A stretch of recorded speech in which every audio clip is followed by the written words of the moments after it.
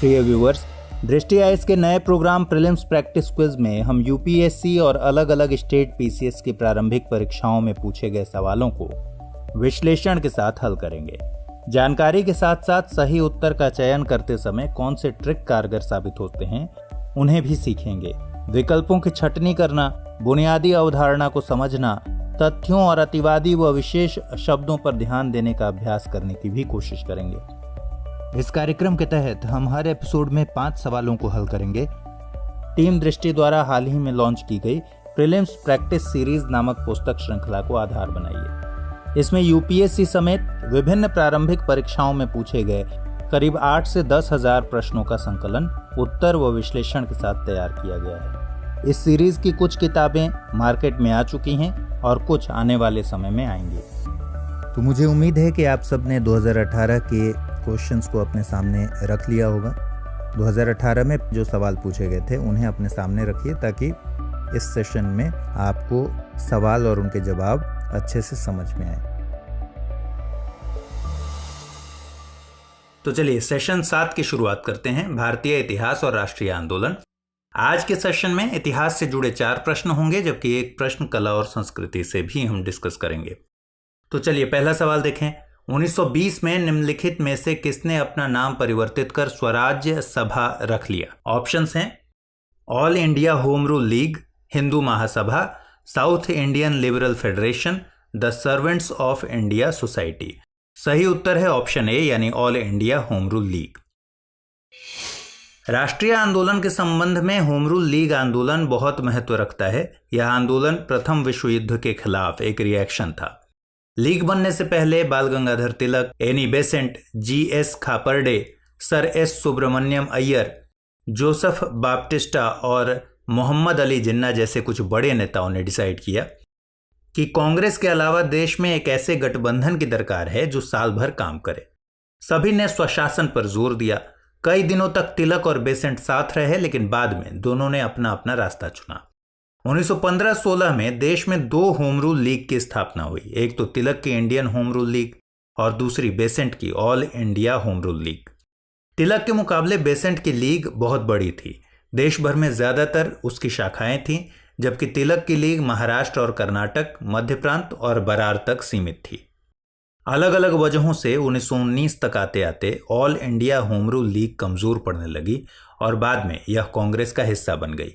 1920 में गांधी जी को इस लीग का अध्यक्ष बनाया गया, तो उन्होंने इस संगठन का नाम बदलकर स्वराज्य सभा रख दिया।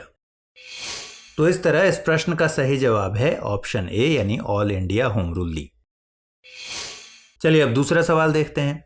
निम्नलिखित में से कौन सी घटना सबसे पहले हुई? स्वामी दयानंद ने आर्य समाज की स्थापना की, दीनबंधु मित्र ने नील दर्पण का लेखन किया, बंकिम चंद्र चट्टोपाध्याय ने आनंद मठ का लेखन किया, Satyendranath Tagore Indian civil service परीक्षा में सफलता पाने वाले पहले भारतीय बने।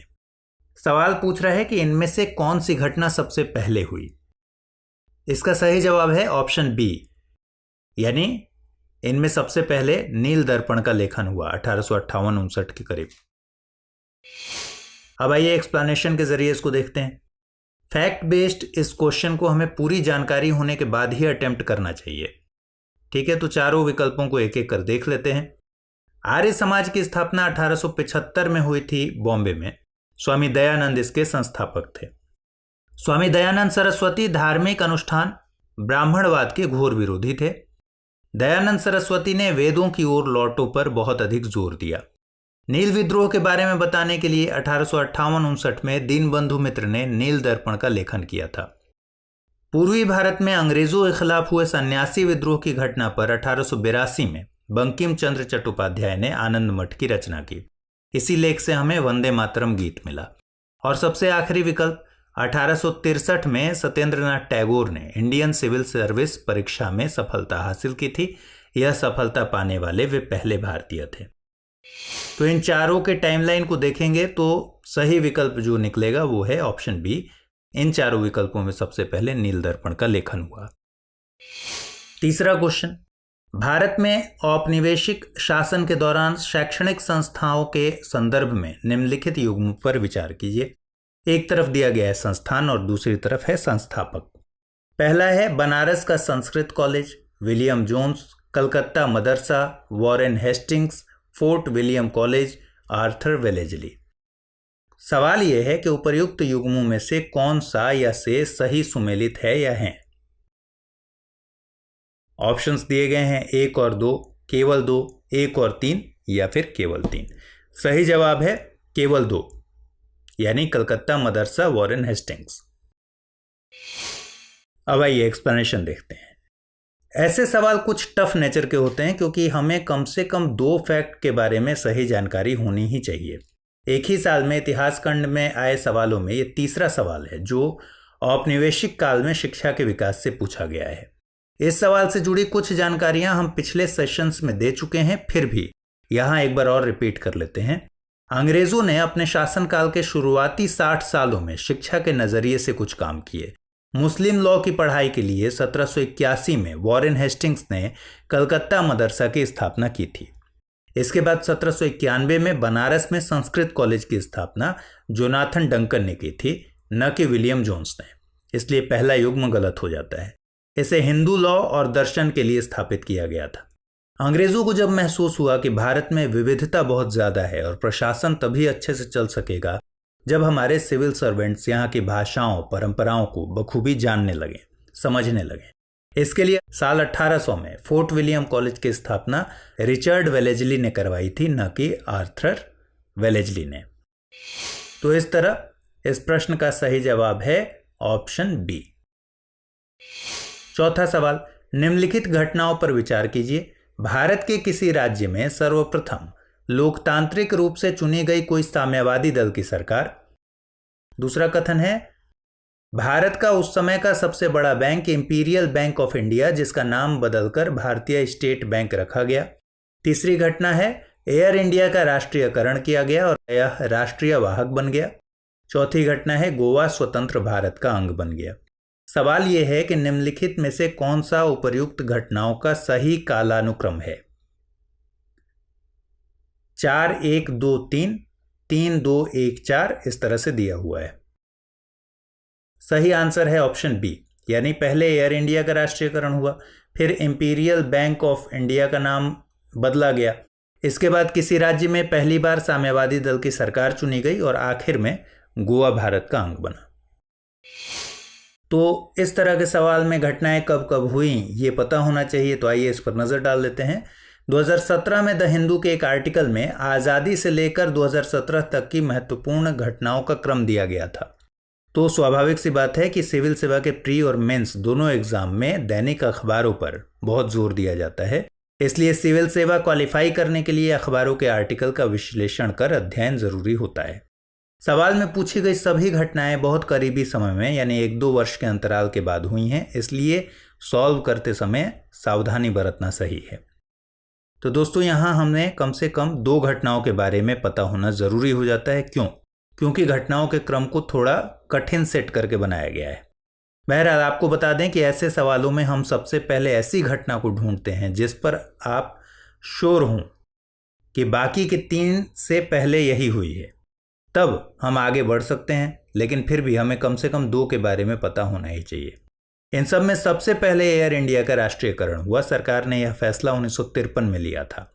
अब ऑर्डर में 3 के सबसे आगे जाते ही 4 के बारे में हमें सोचना नहीं पड़ेगा, क्योंकि अब हमारे पास 2 ही विकल्प बचे हैं, बी और डी, और दोनों में ही 4 सबसे आखिरी में है। गोवा 1961 में स्वतंत्र भारत का अंग बना। अब बचते हैं 1 और 2।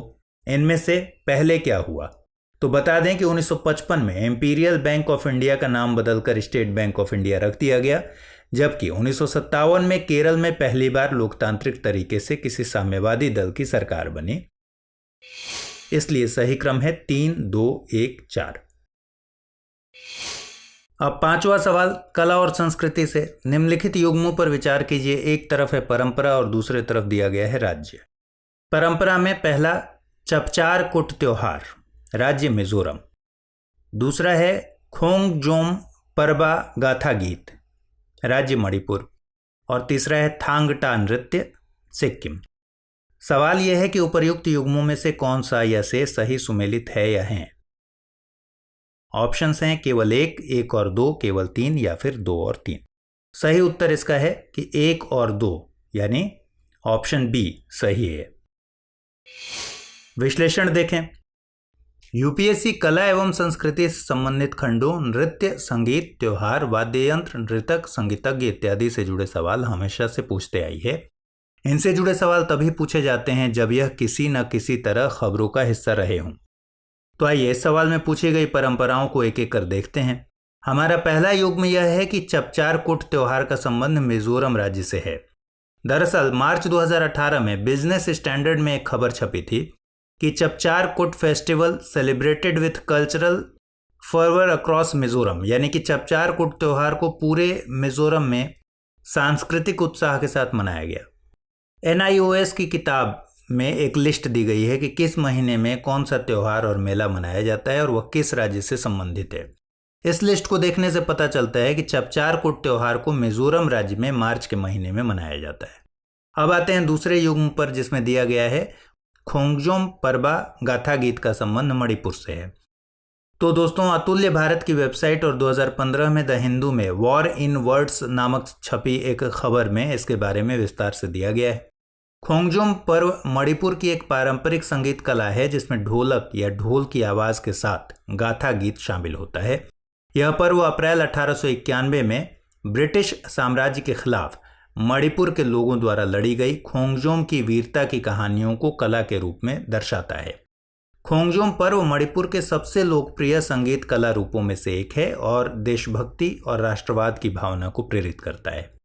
पद्मश्री पुरस्कार विजेता नामेइराकपम इबेमनी देवी इस गाथा गीत की प्रमुख कलाकार हैं। अब आइए पढ़ते हैं तीसरे युग्म की तरफ, यानी थांगटा नृत्य का संबंध सिक्किम से है कि नहीं। तो ये स्टेटमेंट गलत है। CCRT के मुताबिक थांगटा मणिपुर के मार्शल आर्ट को कहा जाता है। इसकी उत्पत्ति उन दिनों हुई थी जब मनुष्य का अस्तित्व जंगली जानवरों से अपनी रक्षा करने की क्षमता पर निर्भर होता था। तो इस प्रकार ऑप्शन बी सही हो जाता है। तो दोस्तों, अब अगले एपिसोड में हम फिर से मिलेंगे अगले 5 सवालों के साथ। तब तक अपना ख्याल रखिए, बीच बीच में क्वेश्चन बैंक देखते रहिए। नमस्कार।